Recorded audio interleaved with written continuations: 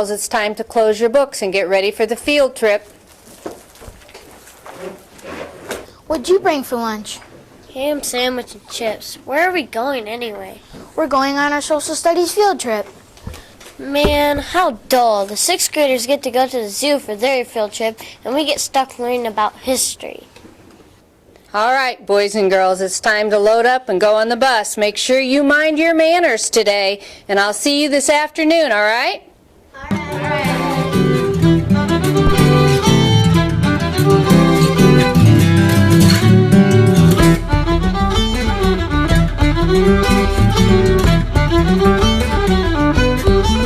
Hey, I brought my Game Boy. Do you have any good games? Yeah, we're gonna need something fun to do on this boring trip. Man, this bus ride is bumpy.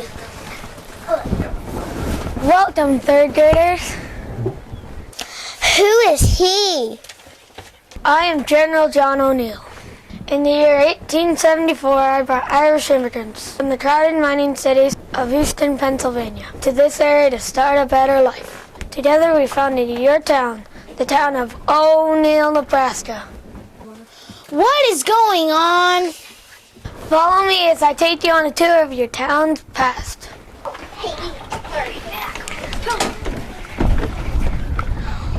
Whoa, we're black and white.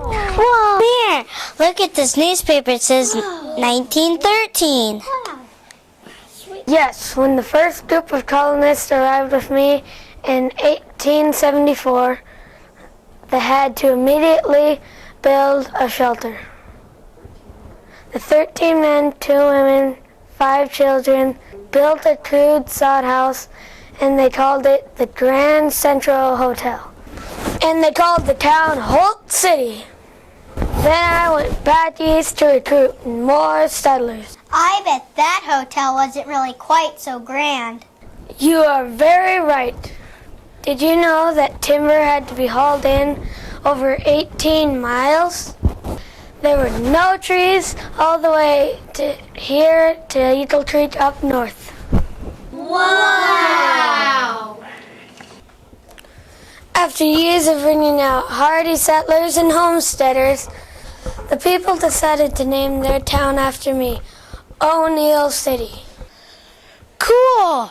I've never met anyone who had a town named after them before. Over the years, some fine establishments were built in O'Neill City. Some are still standing in your time. It's the law office of Moses P. Kincaid. I remember Mrs. Sullivan telling us a story in social studies class. Mr. Kincaid started the Land Act, where settlers got free land for settling on it. Mr. Kincaid worked as a lawyer in the upstairs office of this building. He later became a judge and later became a congressman. He realized that 180 acres of Nebraska Sandhills land was not enough to make a living on. Those 180 acres became 640 acres. So he helped the Kincaid Land Act pass in Congress. That's a lot of free land. Well, they earned it by the time they worked that sandy soil, built a home, completed tons of paperwork that was required of them. Well, that explains why they kept this brick building all these years and still use it as a museum until this day. Our next stop on this tour is the Golden Hotel. This fine establishment was opened in 1913. It became a symbol of prosperity for O'Neill City. Wow, that's a long time for a hotel to remain in business. Mr. O'Neill, can we walk up the grand staircase? Sure, but be careful.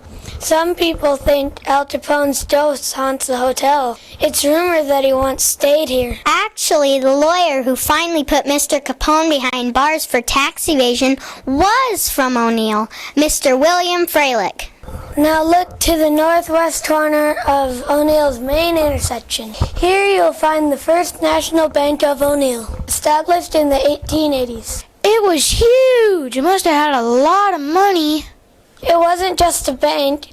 This beautiful building housed a bank, post office, newspaper, J.P. Mann Clothing Company, drugstore, other offices on the upper level. Wow, I can't believe how much things are different. Even though this building is still a bank, Great Western Bank, those businesses are now spread up and down Douglas Street for many blocks. Where did the kids go to school back then? Let's head north up 4th Street 3 blocks. Here, the first public school was built in 1890. Where is this building now? In 1913, a new building was erected on the same site, and it was used until the mid-1990s when it was condemned. Children and teachers were moved into the 1938 addition and 8 modular classrooms. Gee, General O'Neill, it's just an empty lot now. Yes, the 38 building is used for Northeast Community College, and we still use the gym. But our school is on the northern edge of town in a super facility that opens its doors in December 1996. Well, I've really got to get you kids back to that school, or Mrs. Sullivan will be worried about what happened to you. Let's hop back onto that school bus. Mr. O'Neill, that was great. Thanks for the blast from the past. Wait, what's going on? Did somebody push the wrong button? General O'Neill, what's happening? I was afraid of this, students. I think I hit the wrong button. Instead of 2007, I think we're headed to 3007.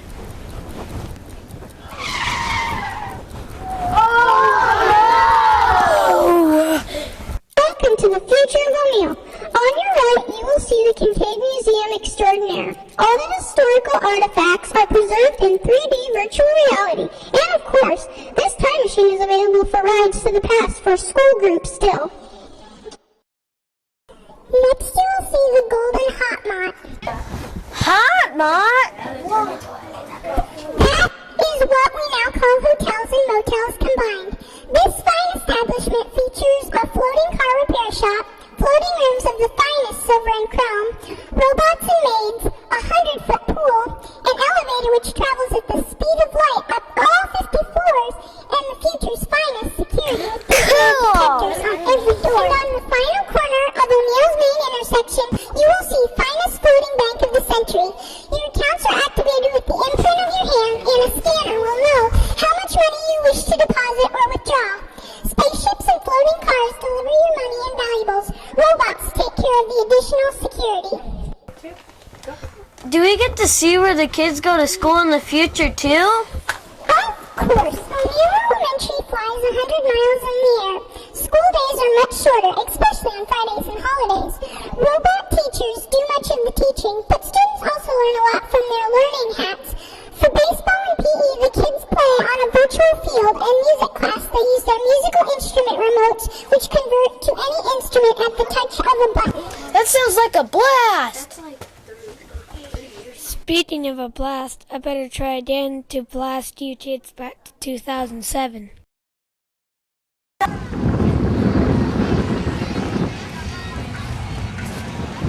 They're waiting for you. Good. You need to get your social studies book out. It's time for class.